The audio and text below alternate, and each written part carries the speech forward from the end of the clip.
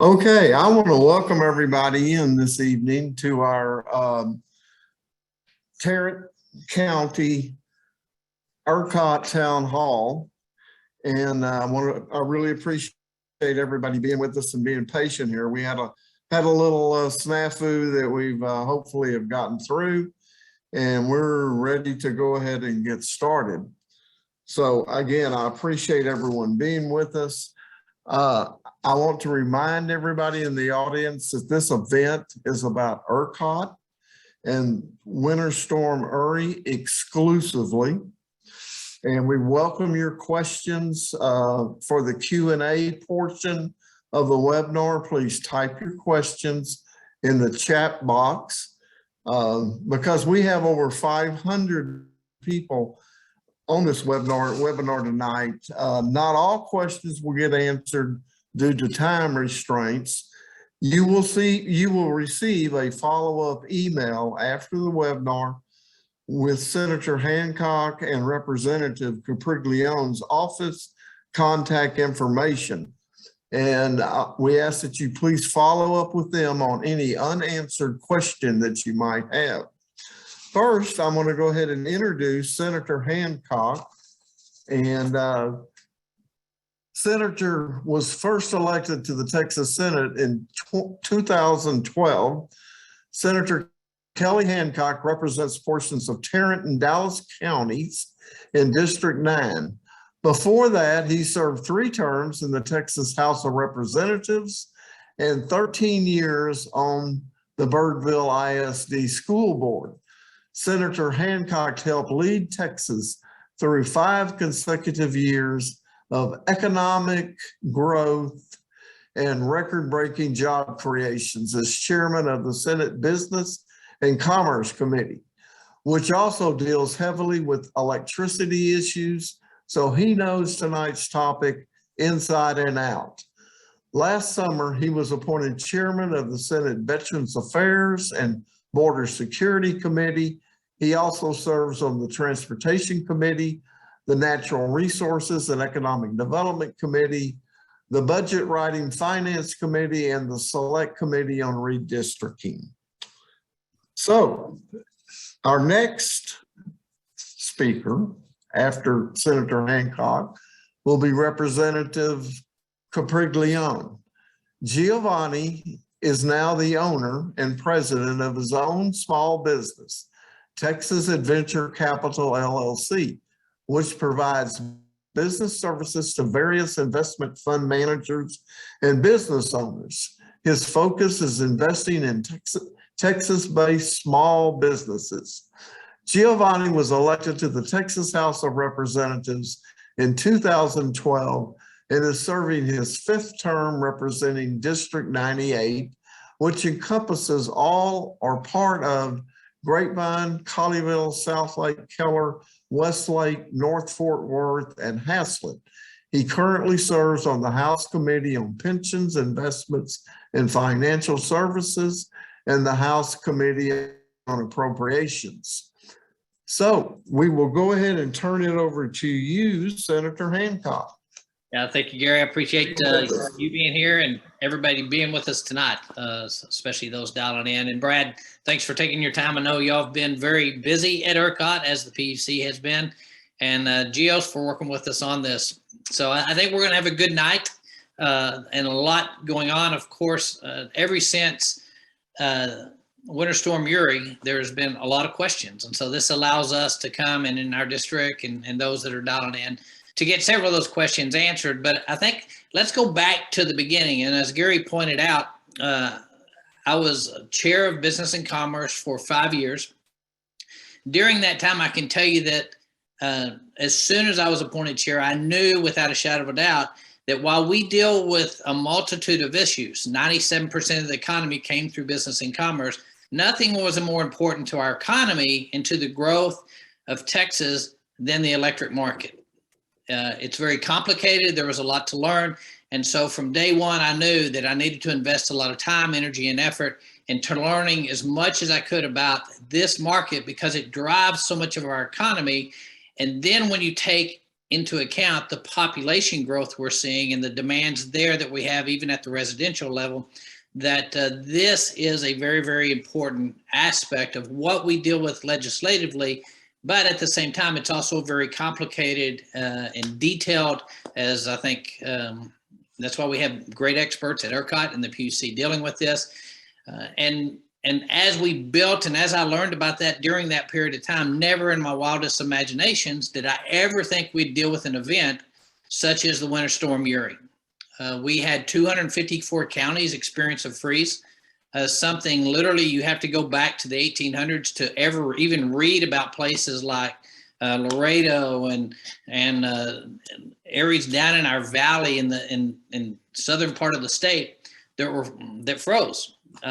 All 254 counties. And so even though we knew we were going to have an event, and I think Brad, you'll attest to this, many that were involved, myself included, we began 4 days out trying to make sure that we had the capacity we needed to address some of the issues, because we knew the storm was going to be difficult. We had no idea that Winter Storm Uri was going to have the impact that it had and such the catastrophe that it was.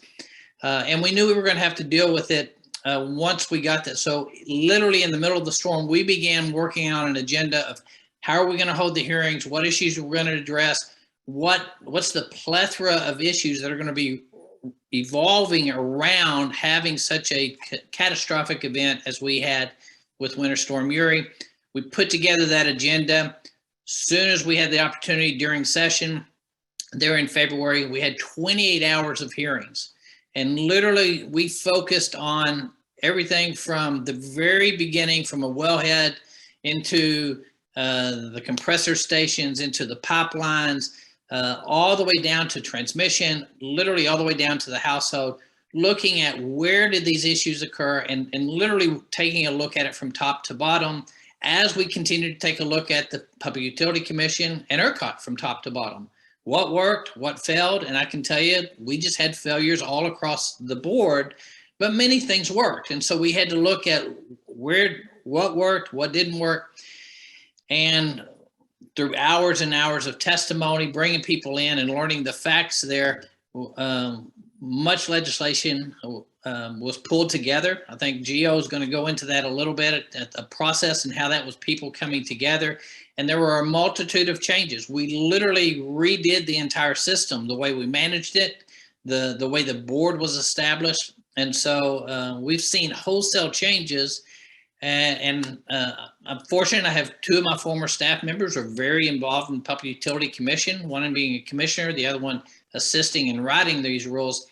And those of us on the inside, Brad, the Public Utility Commission, incredibly busy since legislation passed and since we literally before we left the Capitol on addressing these issues and making sure that if we ever see an event like that again, that we're prepared and ready to go on it. And so a lot of work took place, a lot of hearings. We talked to everyone and did all we could legislatively to make sure that we tried to address everything we possibly could during those legislative sessions. And with the help of those at ERCOT and the PUC, I think we did a lot of work, and we're going to get to talk about that tonight. I'm excited about it. Brad's obviously in the middle of it as CEO of ERCOT, and Texas is unique.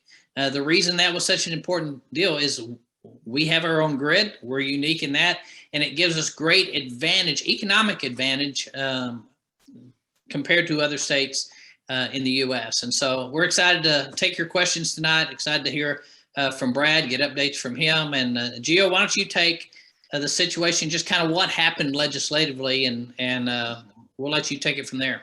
Great. Thank you, Senator. Thank you, Commissioner. Thank you, Brad. Thank you, everyone, for being on here tonight. I'm going to kind of pick this up where the Senator left off in terms of the process. You know, typically speaking, we'll work on legislation in the interim before we even go down to session. And so this was unique because in the middle of February, we just had the number one thing we had to focus on all of a sudden. And so Senator Hancock in the Senate had his hearings. We had hearings on the House side as well, along with things that people told us while this was all happening. And so we made substantive changes. I'm not going to go through all the bills that we did, but on the high level, probably the first thing we all started hearing about was on the governance, right? Who were the people running ERCOT? Who were the people running PUC?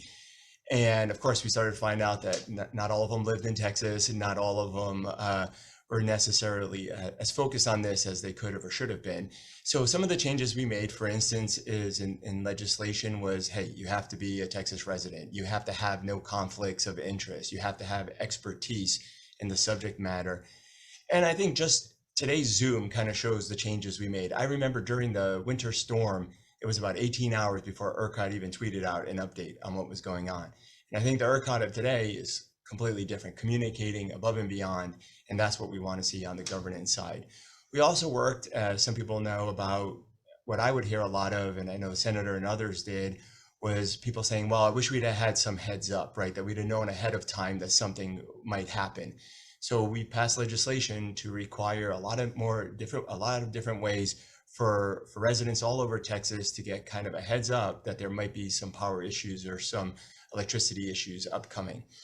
On one of the big factors, and I think Brad's going to talk about it, was on the supply chain, right? In order to get power to people's home, there's a lot of different factors. And if any of those break down, then the whole system can break down. And so what we saw, unfortunately, is that we had not done a great job defining critical infrastructure, what was important, what wasn't important. And unfortunately, in some cases, that meant that some of the important pieces of our grid got shut down just like everything else, right? So that's some of the legislation we worked on. And then finally, the last really kind of two big pieces that I'll talk about are related to with winterization and weatherization. Of course, it was very cold. The weather had a lot to do with the fact that this all happened. And I would say we were kind of prepared for the 20-year storm or the 50-year storm, but not the 100-year storm. So we're taking that to the next level. We, for the first time, we're doing a lot more compliance checks. We put actual fines and potential penalties and fees, and we put levels at which producers and generators have to be at. And I think Brad's going to talk about what the results of those inspections and compliance checks have been. The penalties are up to $1 million per day per infraction, just to give you a sense of how seriously this was taken. And then, of course, we heard about people having unexpected bills, right? Just signing up, whether it's for wholesale prices or for variable rates or whatever, and just getting socked with big bills. So from top to bottom, we listened to a lot of different testimony from different constituents. I think we passed a significant number of bills, and tonight's purpose really is to make sure that everyone knows what got done and also to hear from others. So that, Commissioner, hand it off to you. Okay. We want to thank both of you, Senator Hancock and Representative Papriglione. Our next person that we're going to introduce is Brad Jones. And Brad joined ERCOT in May of 2021 as interim president and CEO.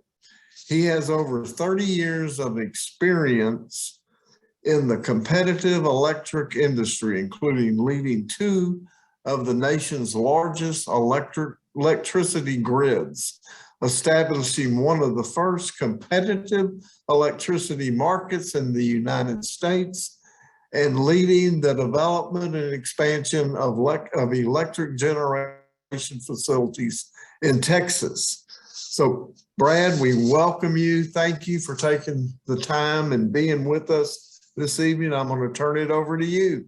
Thank you. Thank you, Commissioner Fickus. I appreciate that. So I noticed one of the commenters already said, let's get to the questions. It's time. We know what happened. But allow me just a few minutes just to kind of lay out some of the things that we've done. And really, before I get to there, let me give you a few more details about what happened. So I hope you'll hang with me, but we want to get to questions very quickly as well. So the storm itself, as has been said, was something like I had never seen in my lifetime. And in fact, my parents had never seen in their lifetime, and my grandparents had never seen in their lifetime. The last time we had a storm of this severity was 1895. Now, there's snow in Brownsville in 1895, and there was snow in Brownsville one other time in 2004. But this year was the only other time there's been snow on the ground in Brownsville. And I know that because I talked to the Brownsville folks today, and they guaranteed me that. So it shows you that from north to south, from east to west, this storm was different than what we've had before. As the senator said, every one of the counties was impacted. Every one of the counties was under freeze alert. Throughout the state, we had roughly 7 days, 5 to 7 days, depending on which region you count, but 5 to 7 days where we were below freezing that entire time. This event was much more severe than the one that in the electric industry we've always looked at, which was the 2011 cold weather event. It was much more severe. It was 10 degrees colder across every location: Houston, Dallas, San Antonio, Austin, Brownsville. Every location was 10 degrees colder in this storm than what had occurred then. And so what happened?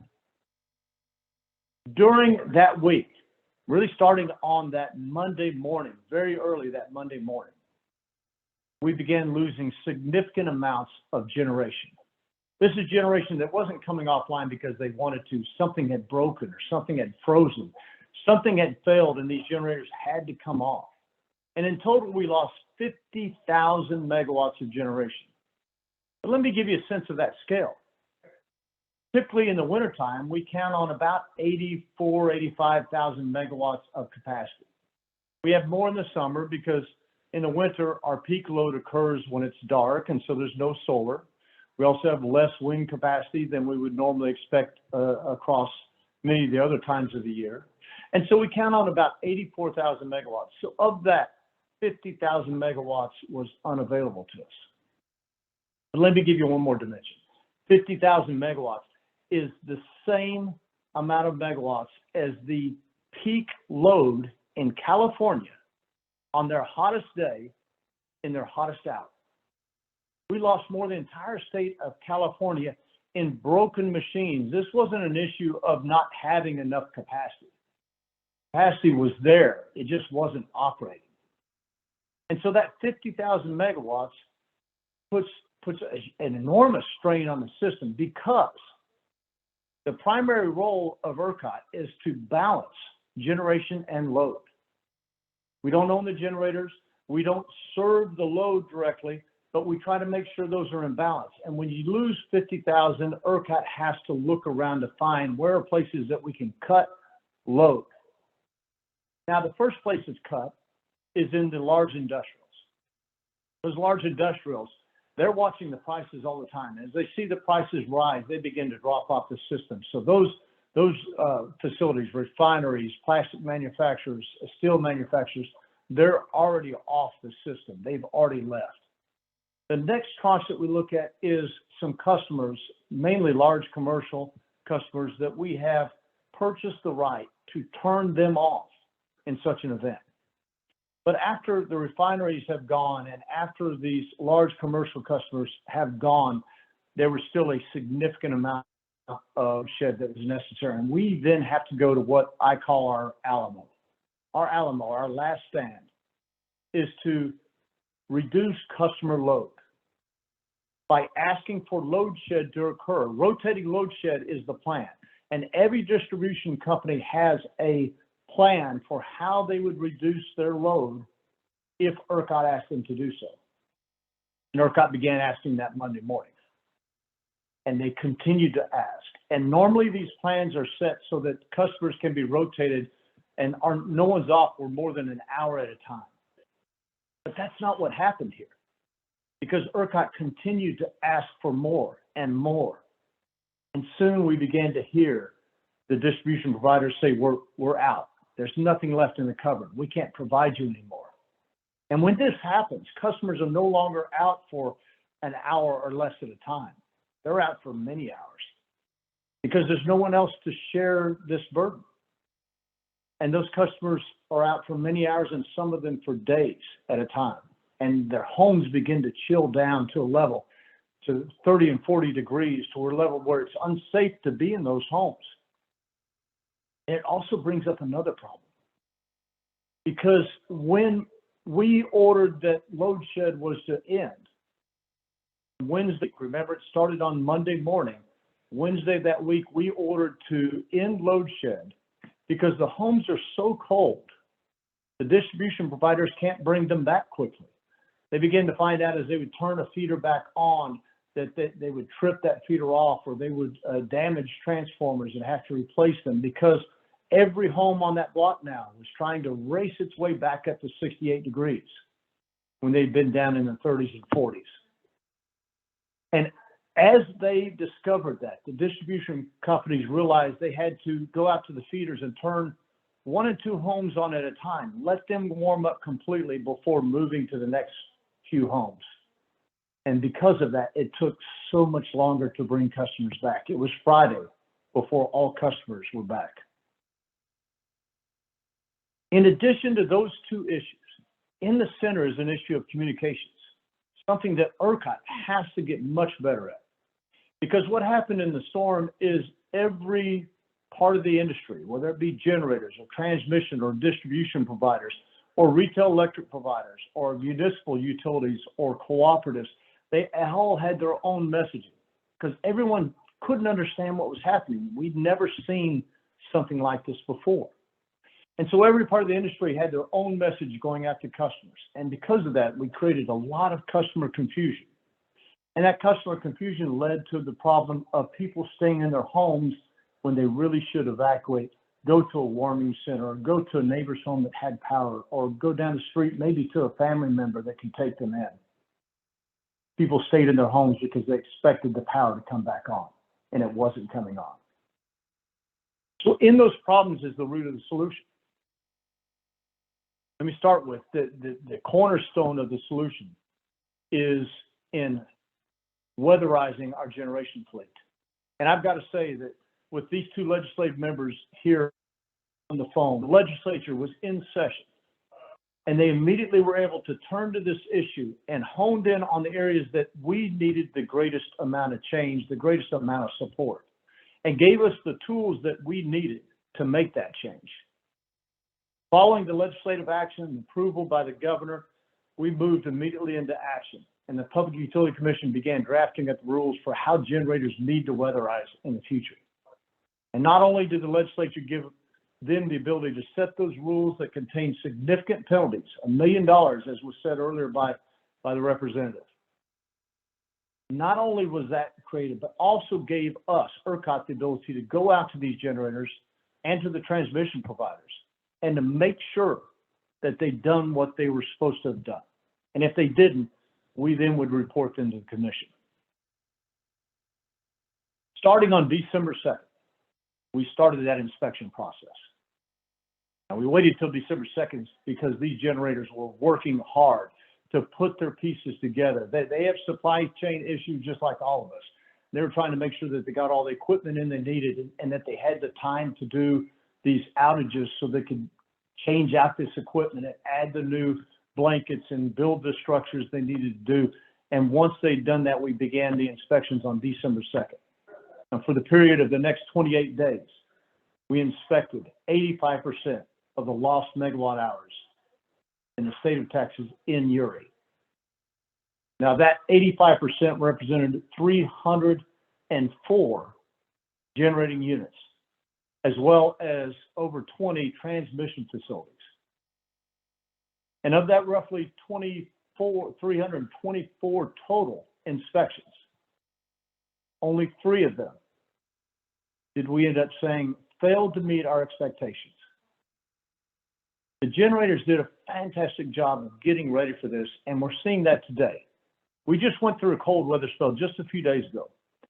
In that, we normally would have expected to see several units have freezing problems, issues with their generators. We had none, 0. And it's showing up because of the work they've done to get us ready today.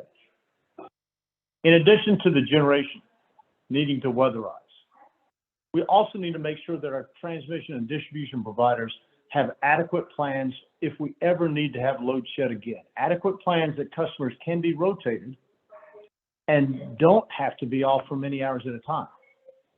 That's going to take a lot of work because at the same time that they're trying to ensure these plans are sufficient, they have more demands from many other companies, water facilities, natural gas facilities that are saying we want to be on critical level service, and they're getting added as a critical service that will not be rotated, will not go into load shed. And we need that. That's important that those types of facilities, hospitals, fire stations, water facilities, and these natural gas facilities are not shut off in a storm. But as those come onto those plans, these utility companies have to struggle to make sure they have a sufficient plan to meet all of our needs. They're doing that work. They're making sure that is improved. And then on communications, real quick, and then we'll get to questions. On communications, it's very important that ERCOT takes a bigger role than we ever have. A role to really organize all of the industry, to make sure everyone is on the same page, using the same messages, talk to our customers so the customers get a single message and not 4 or 5 messages that are conflicting. So we're doing that work to make sure that our industry is better coordinated. We're working with the state to make sure that the state gets the information they need and can get that information directly to consumers. So we're doing a lot of work to make sure that our communications is better, and I hope that you'll see that. Let me turn it over to questions, because that's really where I think we'll have the best opportunity to Brad, thank you very much. And we are going to our questions. We've received a number of them, and I'll just start right here. Do we have enough power to ensure the lights will stay on if we see another winter storm Uri? Does Texas need more generators? Well, there were 2 questions there. Let me start. Do we have enough power if we receive another type Uri event? The answer is yes. We have enough generation capacity in the state. And the key is making sure those generators stay on or not operating through one of these events. And that's what the weatherization is all about. The second part of your question is, do we have enough power? And really that goes more to a future question. We need more power because we have an extremely fast growing state. The economy is great here in Texas. Businesses are coming here. More people are moving to Texas. So we have to continue to grow, and we have to make sure that we grow in the right ways, that we're attracting the right types of generation to meet the needs of our customers every day of the year. Okay, next question. Well, Gary, real quick on that before, because I think, because Brad, you're right. The right kind of power matters, because there is a big difference between dispatchable power and non-dispatchable power. Power that we can call on, flip a switch and the light comes on, versus waiting for the sun to come up in order to have light in a room. And so we have seen the state grow significantly in renewable power, solar and wind, but those are what we call non-dispatchable type power. It's not power you can call on. It's just power you get when the sun's shining and the wind's blowing. And so to meet our growth as we continue to grow as a state and we continue to grow as an economy, one of the things we're doing is restructuring some of our economics in order to make sure that we, as Brad pointed out, have the right kind of power, and we have sufficient power to address those peak hours where you're not going to have sun during peak hours this time of year specifically. And if you don't have enough wind, you've got to have the dispatchable available, because the variable between what you can count on and what you get is much less when you're talking about natural gas, coal, or nuclear than with some of the renewables we're talking about. So that's an important aspect that we're working on as well. Okay. And we do have enough power for today. I saw one of the questioners misunderstand your answer, Senator, and think that we didn't have enough. We do have enough power. What we're talking about is making sure that we have enough for the future. As our state grows, we have to make sure we're planning several years in advance to have what we need. And that's the discussion we're having today. Right. These plants take a year to build. They take years to get permitted. And so we can't plan. We have enough for today. What we got to plan is for our children and our children's children. And that's the market design that we're trying to make sure we cover. Okay. With the auto industry moving toward battery electric vehicles, are lawmakers and grid operators making sure there is incremental capacity coming online over the next 5 to 10 years to support the increased charging demand? Yes. I mean, that's a simple answer. We're making sure that our markets recognize the growth in our industry. We're projecting that growth forward, and our markets are investing appropriately. So the answer is yes. It is a difficult scenario. It depends on the growth, right, Brad? I mean, if we had 10% of cars on the road today were electric and they want to plug their vehicles in at 7 o'clock at night when they get home, it brings challenges. I will tell you that as we move into that, recognizing that everybody comes home at the same time, plugs their cars in at the same time, it changes the dynamics of the market we're going to have to work with. And frankly, the capacity you're going to need by transitioning to electric vehicles is significantly higher, the higher percentage of people driving electric vehicles. So it will change our market structure, and we have to be prepared for it. Okay. That's correct. Why should we be confident that the electric grid is in better shape than it was last February? Well, I think part of that confidence is all of the work that's been done. That's where you should get the confidence from. Recognizing that so much has changed in the last year. First of all, ERCOT is operating the grid in a much more reliable way than it ever has before. We're bringing on more reserves in various situations. When we see cold fronts come through, bringing on more reserves and keeping those reserves on to make sure that if something unexpected happens, that we have those reserves available to us. In addition, as I said, we are weatherizing our fleet in a way that in the last week, we had great response out of the generators. We didn't see anyone that had difficulties due to the cold weather. And I saw one of the questions, that does include weatherizing of wind turbines as well. So it's everyone, all fleet types have been weatherized in accordance with the rules set by the Public Utility Commission. So that work, I think, should give you great confidence that we're managing this grid in a much more reliable way. Okay, I hear a lot about Texas joining other states' electric grids. Why shouldn't we? Why shouldn't we? That's let me answer that. No, why shouldn't we? Yes, sir. I'll let the senator and the representative jump in as where they might. But I would put it this way: if you live in the city of Fort Worth, you're probably certain to believe that the citizens of Fort Worth can better decide your rules than the citizens of, say, Dallas, right? If you're a Fort Worth resident, you don't want Dallas coming and setting your rules. That's the benefit that Texas gets by being a separate grid. It's a significant one too. And I'll give you just a quick example. The Federal Energy Regulatory Commission, and I know many of them, they're very good people, but I'll tell you this, they took until December to send us a list of recommendations for how to deal with the cold weather from Uri. We had that list from our legislature within months. We had the rules from the PUC within just a few months after that. We had most of the issues that the FERC identified already resolved by the time they identified them in late November, early December. So we were ready to move forward, and we did. That gave us a great jump on other regions. So that's another advantage. By having control within our state is very beneficial.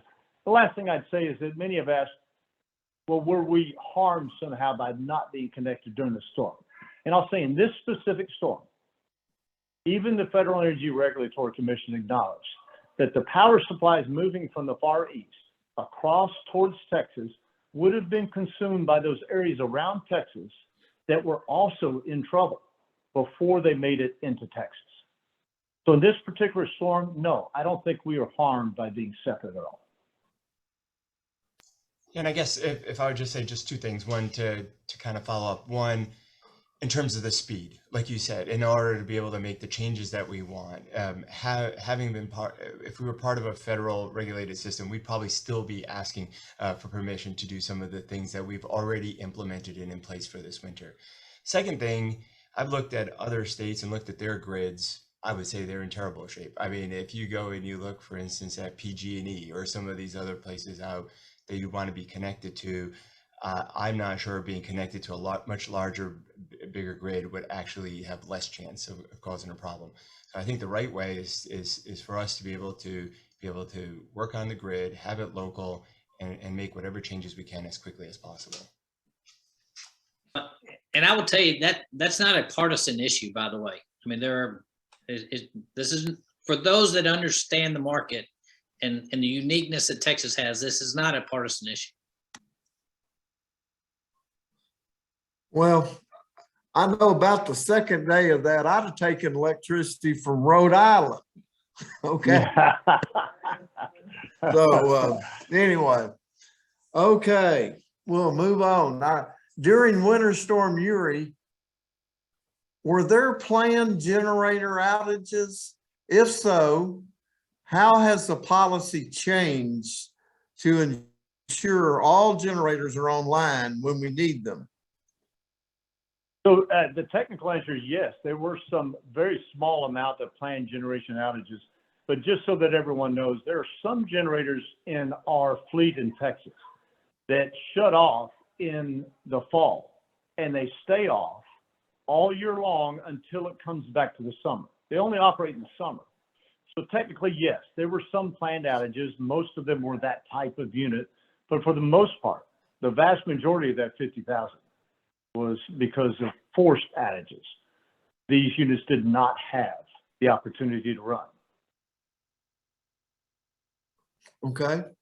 How has the makeup of energy producers changed since February 2021? And are we relying more on wind and solar? And if so, could that be a problem? So since the winter storm, the greatest change in our fleet in Texas is really an extraordinary change. In a single year, we went from roughly about 1,500 megawatts of solar generation across winter to 3,000 megawatts before the summer to 9,000 megawatts after the summer. And we currently think we're somewhere more than 10,000 megawatts today. We expect to be more than 12,000 this summer. We expect the next year to be close to 20,000 megawatts of solar. So solar is coming into our state in a great way. And I'm not concerned about solar coming in. I just want to make sure that we also have the technologies we need to back them up, because we know every single night they're going to stop running, and they're going to stop running over a 2-hour period. So although I am very pro solar and pro wind, I'm also pro having the generation and the other resources necessary to back them up. Yeah, and we have. I mean, we lead the nation in wind generation, right? And like today, what do we have, Brad? 20,000 megawatts of wind this evening. Yes, I think is what. Yeah, actually more than that. We're close to 35,000 now, Senator. Which is phenomenal, because our demand's probably 55,000 megawatts right now. I'm guessing somewhere in there. But our peak time on demand is early in the morning when everybody's getting ready for work. So roughly between 7 and 8. The peak demand is in the evening, where everybody's, they're getting home from work and they're cooking dinner. So those are where we have so much strain on the system. And during this time of year, particularly with daylight savings times, you really get no assistance from the sun, even though we've seen significant, tens of thousands of growth in solar. You don't get assistance during those peak times at 7 and 7. What you get is about 10 to 3:30, Brad. Am I right? Yes. And so during those times, you do get that generation. So again, what we're talking about, and what we're trying to do in Texas, is make sure that we have a good balanced portfolio, that we have the inexpensive and clean renewables with wind and solar, but we have that foundational base load that gives us, what I say again, the dispatchable, where we can flip a switch or we can call on it and it's going to come. Generation ample, and you know what we've got to look at is we have not had significant growth in any thermal generation in the last 10 years, and so it's balancing our portfolio and meeting the demands of economic and the growth of our people. People are going to keep moving to Texas. It's a great place to live, and economically, because of our grid, it's going to continue to be a great place to thrive economically. Okay. Thank you. Okay, the rolling outages seem to be ineffective. I had friends who never lost power while I was without power for days. Why wasn't there a better plan to handle that, and how have things changed to ensure that doesn't happen in the future? I think we're talking blackouts, which were resistant, basically. So the answer to that question really has to do with this other issue about critical service. So for hospitals, fire stations, police stations, water facilities, natural gas producing facilities, they're all on these critical networks, meaning that they cannot be shut off. Let me give you an example. Encore, which is the utility that covers most of Dallas and Fort Worth and out parts west, if I recall their numbers right, they said roughly about 60% of customers are on critical circuits. Those critical circuits cannot be rotated, which means that 40% of the customers are off and have to share all of this burden. Now, what Encore and other utilities are looking at is how can they begin to break apart some of that 60%? We know that if there's a feeder that has a hospital on it, it may also have 100 homes. And so if they can separate out that hospital from those 100 homes, those other 100 homes can help to share in one of these burdens through a rotating load shed. But what happened in this event, of course, was that 40% had to share all of that burden. And you may have seen people that were across the street even that had power, and they were on a separate feeder than you were. And that's why there's this sense that there's this differential level of treatment. It's because we haven't sexualized our system well enough to make sure that there's a larger group of customers that can share in these load sheds. I do know that these utility companies are working on that issue today. Okay. How are we holding the correct people accountable for the failures that happened during Winter Storm Uri? I think they all left. Well, they did. Let me start with the companies. The electric companies, the generation companies that failed during the storm, they all reported multi-billion-dollar losses. So financially, they were held responsible. And many of those were held responsible by their boards of directors. And I know some companies have gone bankrupt. And those companies, are continuing to struggle because their generation failed. They didn't meet the needs of either their customers or the state of Texas. And they faced penalties associated with that, financial penalties. But stepping away from the finances in the market, the CEO that I came in to replace was fired. I know that all of the public utility commissioners resigned. There is accountability. And part of that accountability is me being here talking to each of you. That's why I've also traveled the state, speaking to many groups across the entire state, north to south, east to west. I've been across the state many times, and it's because I want to be accountable to you. And that's the accountability that we have had in the state. And Gary, one of the things we did is in our many hours of committee hearings, one of the things that disturbed me during that is the previous board experienced some conflict of interest. They were basically from the industry and had to determine at certain points, do I do what's best for ERCOT or, where I'm getting a paycheck? And so that is why during session, working with the House, working with the governor's office, we literally blew up ERCOT to the point. In fact, I saw an article that said that the ERCOT board resigned because, insurance lawsuits. No, that's not why they resigned. They resigned because legislatively, we said, here's what we're going to do. We're going to have all new board members. They're going to meet a certain criteria. They're going to be able to make tough decisions on the spur of a moment. And so we did wholesale changes to the board that is governing over that. And they're in the process now, deeply in the process of establishing new bylaws and new rules and the way that they're managing. And I want to give Brad a lot of credit. He didn't talk about it much. The management style and making sure that we have adequate backup resources available on each and every day based on the risk that we're going to experience that day has changed dramatically. And he's done a great job of giving folks like the governor comfort of saying, we're going to be fine. It's because of a change in management style, and the change in management style we completely changed ERCOT this session in Senate Bill 2. Okay.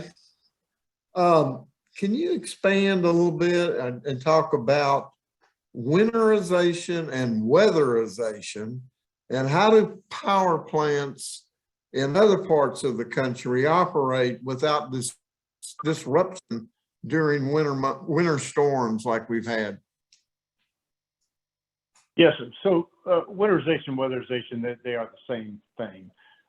And all it means is protecting various sensitive equipment that might otherwise freeze and would cause the power plant to malfunction, to go offline. And it's simple things like thermal blankets, more insulation, building structures around some facilities to protect it from wind chill, running heating lines, what we call heat tracing along certain pipes to keep the water, the fluids flowing in them.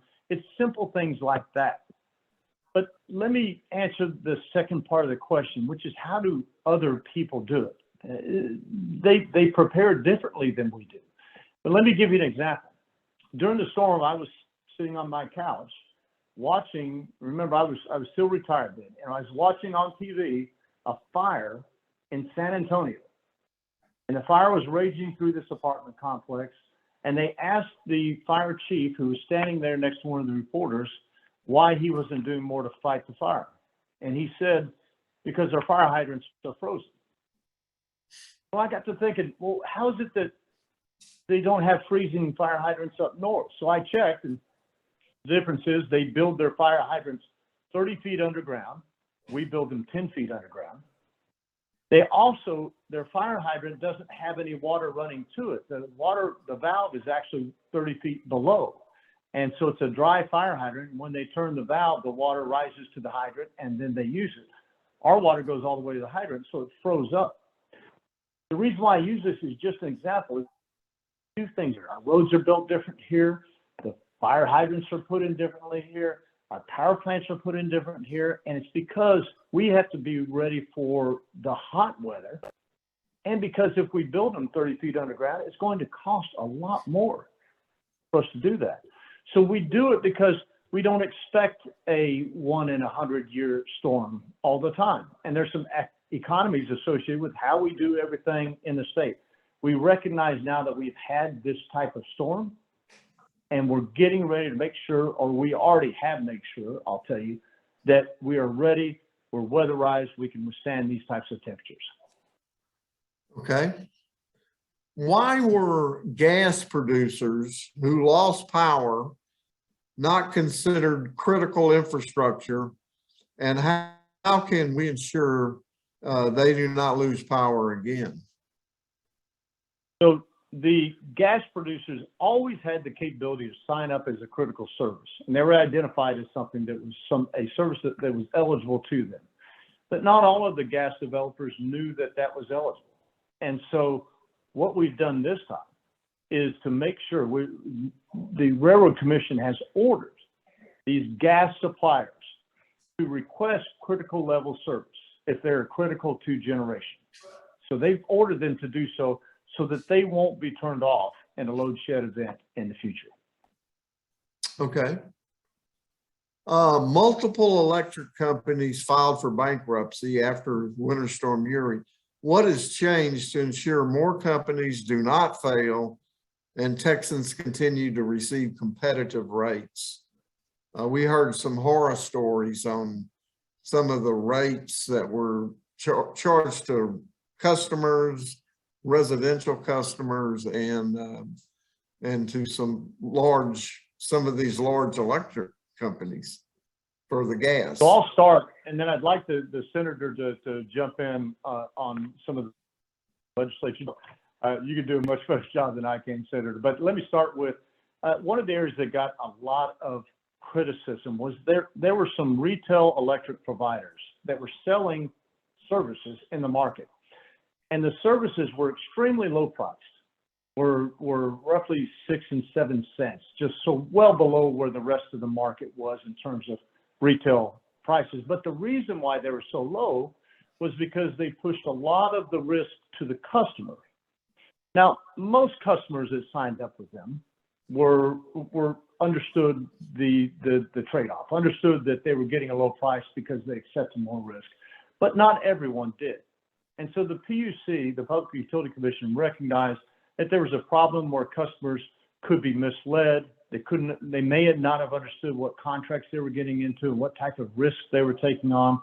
And they decided that no longer can those types of variable contracts be sold to residential customers. They can still be sold to businesses because they expect businesses know what they're getting into, but they can't be sold to customers. Now, just to be clear, we have roughly 9 million customers in the state of Texas, total meters of customers. And roughly, I think about 60,000 customers were on those types of programs. So a very small amount were on those variable plans. Senator? Yeah, I mean, I think you pointed out when we did our committee hearings, what we found out is, yeah, those are the stories that the newspapers wrote about. The reality is 98% of customers were on a fixed rate plan and saw no change in that. But during the storm, I got a call from the governor and said, hey, there's going to be a huge cost to this. What are we going to do? And the reason there was a huge cost is because supply and demand impacted the market. And natural gas, for example, went from $3 at the start of Uri to during Uri. In those 5 days, we saw gas across the state range from $200 to $400, and it's an international market. So it was based on the ship channel because Pennsylvania is looking for it. So supply demand. So we saw huge numbers. Roughly the week was about a $48 billion week. Fortunately, 98% of consumers, fixed rate plan.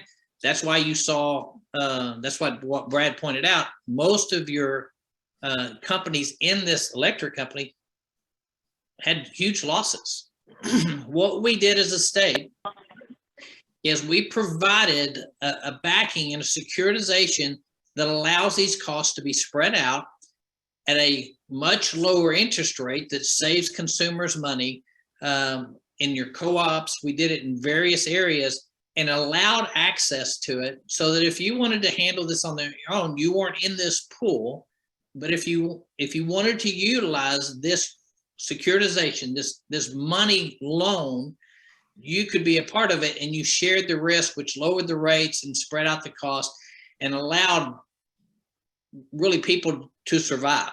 It allowed many companies to survive. Without the legislation we passed, you would have had significantly more bankruptcies. Wouldn't you agree, Brad? Yes, sir. Yeah, than what we had. And so it was because we were looking ahead. And while the storm was raging, and I'm, actually in Austin, my home here was without electricity. I'm with my daughter who's expecting any day, literally. That's why we were there. I'm on the phone with people from California to New York, some of the best financial minds in the country, coming up with, all right, what are we going to do? Because we knew that soon as the legislation and soon as we got these hearings going, we needed to have a plan to address this so that we didn't have an economic collapse related to Uri, because we knew the economics were there. The cost of Uri was tremendous. And so we began immediately putting together packages. And so we ended up passing 3 different pieces of legislation addressing that really saved our economy and helped spread out a lot of this costs so that it cushioned the blow of Uri, if that's in a financial sense. Thank you, Senator. Okay, we've talked about some immediate changes that ERCOT has made. So what's next after these immediate fixes, and how are you planning to improve for the future? Good. So with regard to the winter, one of the improvements that we're putting in place is requiring some generators to have on-site fuels. So fuel tanks at the facilities and backup fuel sources so that in case the natural gas system is limited, those units can continue to operate. As many of you know, about 7,000 megawatts of that 50,000 that I mentioned earlier, 7,000 of those went offline due to gas limitations. So this would do a great deal of improvement to making sure that 7,000 megawatts is still available to ERCOT. That's one, but any of the steps we're focused on is long-term improvements, making sure that we have the right types of resources available to balance wind and solar, and that includes batteries, that includes quick moving loads that can help us, and it also includes fast moving generation. So all resource types that can fill this need for us, we're developing products so that they can stay in the market and are both attracted to the market as well as retained by the market. We don't lose those generators, and we bring more in. Because as we said, our market's growing. You layer on top of that a transportation, electrification of transportation, and we're going to see significant growth. And really, roughly about an 8 to 10 year period, we're going to see a lot of growth in this market. So we have to be ready for that. So a lot of what we're doing is looking forward to the future. We have to do that far enough ahead because we need time to build, for developers to build. We need time to build transmission, need time to build generation. And that's a part of the ERCOT is planning our future. Commissioner, do you mind if I just jump in? Go ahead. I've just seen a few questions, all kind of similar. So I was wondering if Brad, you could address this. We talked about it a little bit before, but people are wondering one of the questions directly is what work is being done to provide valuable information to consumers in advance and in the event of another similar type of storm, right? Again, a lot of people just felt like they didn't have enough notice. I know at the beginning of this summer, I guess we kind of did a test of that, but maybe if you could talk a little bit about how ERCOT might be able to tell people what's going on. And thank you, Representative. That is part of the failure of communication that occurred back during the storm. Getting far enough ahead of the storm to make sure the customers can anticipate what might be happening, can prepare for it. As I said, maybe move to a neighbor or a family member that they can take shelter in, or to any of those kinds of things. Even bringing water into the home and adding a few extra blankets and those kinds of things.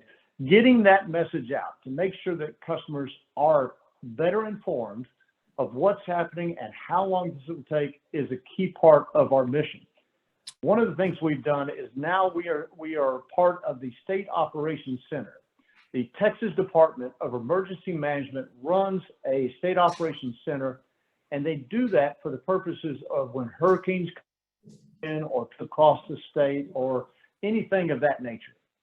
And when they set up the State Operations Center, they have people from all different parts of the state that are involved in communicating and making sure that problems are resolved. And so today, when the State Operations Center opens, when it reestablishes itself in advance of, say, a cold weather front that we see coming, and we're able to operate that center, when that happens, we will have the Public Utility Commission sitting right next to ERCOT, sitting right next to the Railroad Commission, sitting right next to the Texas Department of Transportation.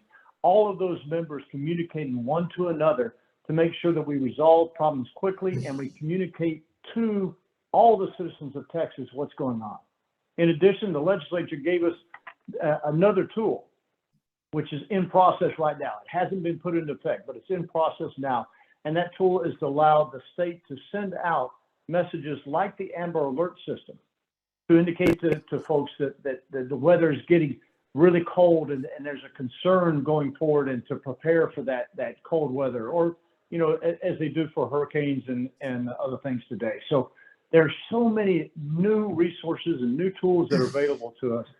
I expect that we'll communicate to all residents as much better than we've done in the past. Brad, I want to thank you so much for being with us. You're new to this, obviously, not new to the industry, but you know, you came in to take a really, really big job with a gigantic responsibility. And I can't tell you how much that I appreciate the work that you put in. And Kelly and Gio, thank you both. We've reached our time limit, and I want to thank everyone that got on to our Tarrant County ERCOT Town Hall.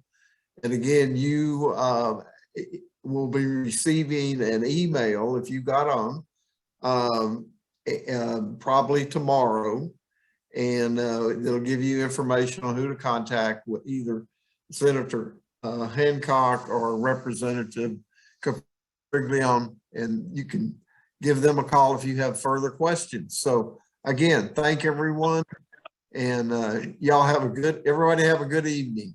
So thank you, Gary. Check out the ERCOT website too. Great information there. Yep. Okay. Thank you. Thank you. Thank you, everyone.